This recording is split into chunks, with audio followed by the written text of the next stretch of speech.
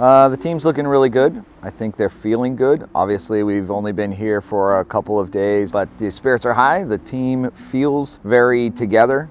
This year we've trained together a lot. We had a great camp in preparation in Texas, and I think people really enjoyed that. It brought the team together. They spent a lot of time together. So I think the team's feeling great.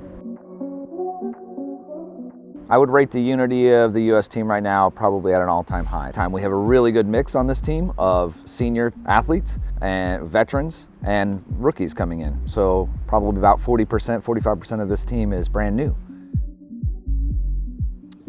I think one of our best qualities, one of the most important qualities we have is our technical expertise. We want to make the referee's job very easy. If we score a point, we want it to be a very clean point. And across the board, that's the way it's been. That comes from our club senseis across the country, having a very high technical standard for their athletes, and of course goes into the national team having a very high standard. We're not going to be sloppy, we're going to make really good points, and I think that's a strong quality for us.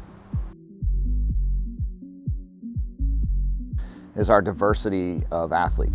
We have athletes from the East Coast to the West Coast, to Alaska to Texas. And so to have that diversity of athlete and skill, it's very hard to train against the U.S. team. It's also a negative in that we don't get to train together as much as some of the smaller countries. But when you look at a country the size of the U.S. that's twice, 3 times as big as Europe, I mean, it's hard for us to do that, but it also is a strength of ours. You maybe have our West Coast athletes develop specific skills that are much stronger than our East Coast skills, but that's good because the opponents don't know what they're going to get. So I think our diversity is what you're going to see differentiates us, and then our unity. We love our sport. We play our sport because we want to play our sport. We're not going to get a house out of this. We're not going to get a lot of money out of this. We're going to get the love of our sport and our accomplishments, and that's a huge thing for us.